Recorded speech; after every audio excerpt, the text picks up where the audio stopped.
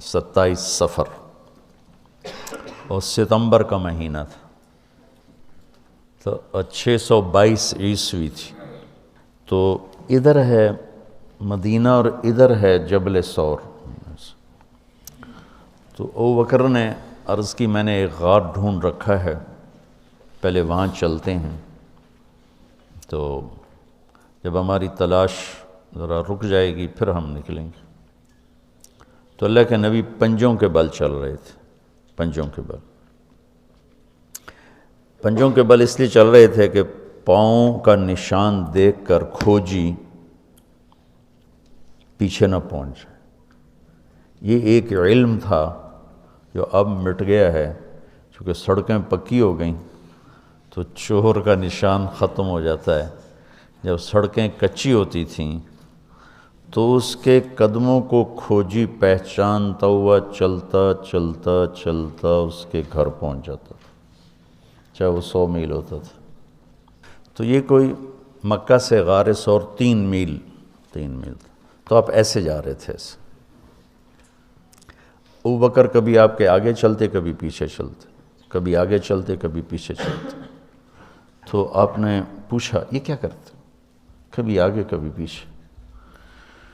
تو کہنے لگے اخاف الرصد فامشی امامک، اخاف الطلب فامشی خلفک۔ جب مجھے یہ خیال آتا ہے کہ کوئی آگے چھپا ہوا حملہ آور حملہ نہ کر دے دشمن تو میں آگے ہو جاتا ہوں، جب مجھے خیال آتا ہے پیچھے سے کوئی پہنچ نہ جائے تو میں پیچھے ہو جاتا ہوں، اس طرح۔ تو آپ نے بہت شکریہ ادا کیا ان کا۔ جب پہاڑ پہ چڑھنے کا وقت آیا تو آپ کی انگلیاں زخمی ہو گئی تھیں ایسے چلتے چلتے۔ کس قدر نبی اسباب کی رعایت کر رہے ہیں، اسباب کی رعایت کتنی ضروری ہے۔ تو ابو بکر نے آپ کو کندھے پہ بٹھایا اپنی کمر پہ، اور غار جبل ثور ایسے سیدھا پہاڑ ہے ایسے، میری آج تک ہمت نہیں ہوئی چڑھنے کی، حالانکہ کتنے سالوں سے اللہ لے جا رہا۔ تو آپ کو اپنے کمر پہ بٹھا کے اوپر پورا پہاڑ اوپر چڑھے، پھر آپ کو باہر کھڑا کر دے گا، آپ اندر نہیں جائیں گے۔ خود اندر گئے، ایسے اس کو ٹٹول ٹٹول کے جتنے سوراخ تھے پتھروں سے بند کر دیے، سوراخ باقی بچ گئے۔ تو اپنی پگڑی اتاری، پھاڑ پھاڑ کے سوراخ بند کی، پھر سوراخ باقی تھے، کرتا اتارا اور پھاڑ پھاڑ کے سوراخ بند کیے۔ ایک باقی رہ گیا جس میں وہ سانپ تھا۔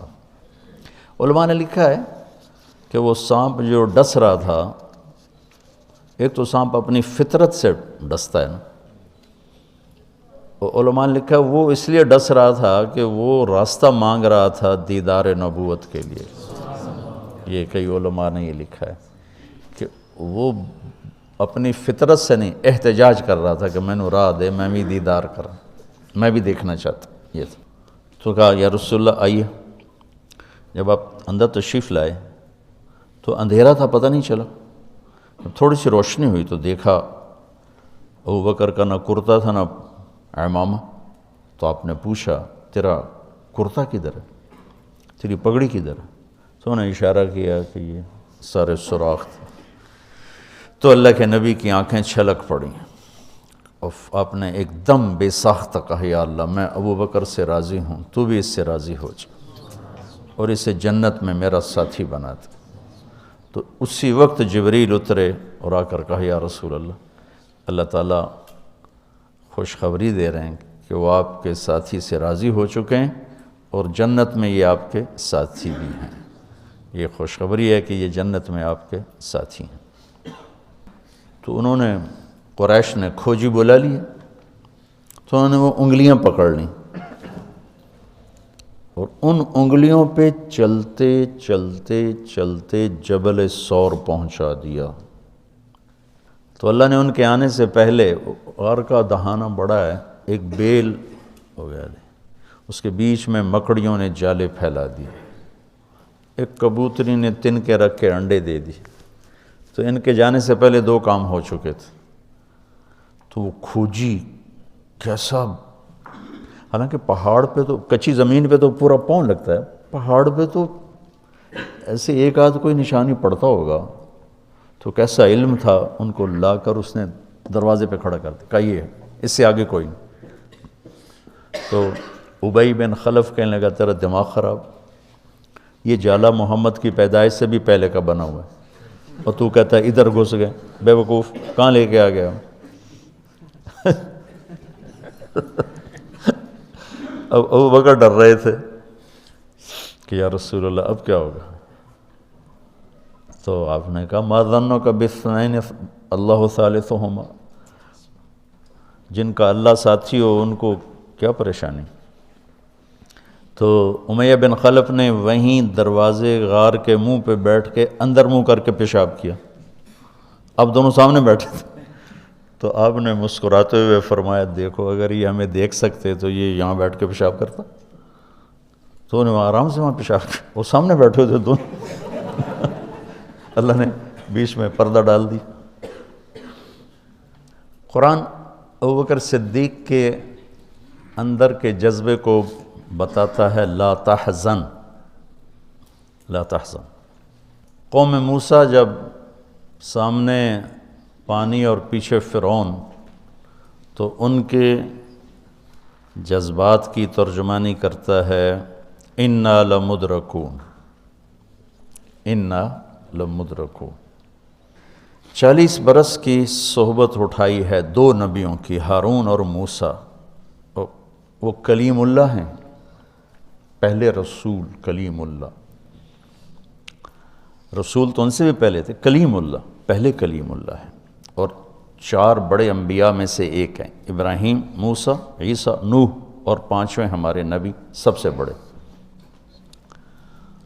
تو جب آگے سمندر اور پیچھے فرعون، تو ان کو اپنے نبی کی کوئی فکر نہیں رہی، نہ موسیٰ علیہ السلام نہ ہارون۔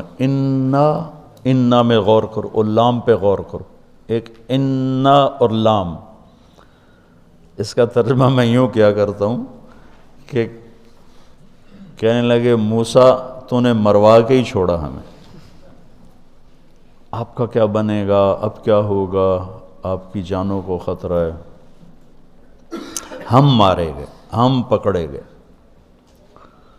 تو آگے موسیٰ علیہ السلام نے اتنی شدت سے کہا کلا۔ کلا کا ترجمہ میں یوں کیا کرتا ہوں کہ ہو تسی اسے لیک کہ یا تسی پانی ڈوب جاؤ یا تو فرعون لتر مارے، لیکن ان معی ربی، میرا رب میرے ساتھ ہے، مجھے بچائے گا تو میری تو فعل تم بھی بچو گے۔ تو انا لمدرکون ان کے ذہن کی عکاسی کرتا ہے، پستی ذہن کہ صرف اپنی پڑ گئی، اور لا تحزن عکاسی کرتا ہے کہ ابراہیم ابوبکر اپنی جان کا اگر خوف ہوتا تو لفظ آتا لا تخف، انہیں غم لگ گیا اپنے نبی کا کہ اب میرے نبی کا کیا ہوگا۔ تو حزن اپنے لیے نہیں، اپنے دوسرے کے لیے، آپ کی اب آپ کا کیا بنا، اب میرے نبی کا کیا بنے گا، اس کیفیت کے لیے قرآن نے اس میں عظمت صدیق ہے، لا تحزن، کہ انہیں اپنا کوئی فکر نہیں تھا، انہیں فکر پڑ گیا نبی کی۔ تو انہوں نے کہا ان اللہ معنا، اور ان اللہ معنا صدیق کو بھی اپنے ساتھ لے لیا، تیرے میرے دونوں کے ساتھ اللہ ہے، فکر۔ موسیٰ علیہ السلام نے صرف اپنے آپ کو لیا ان کے اس جملے کی وجہ سے، ان معی رب، میرا رب میرے ساتھ۔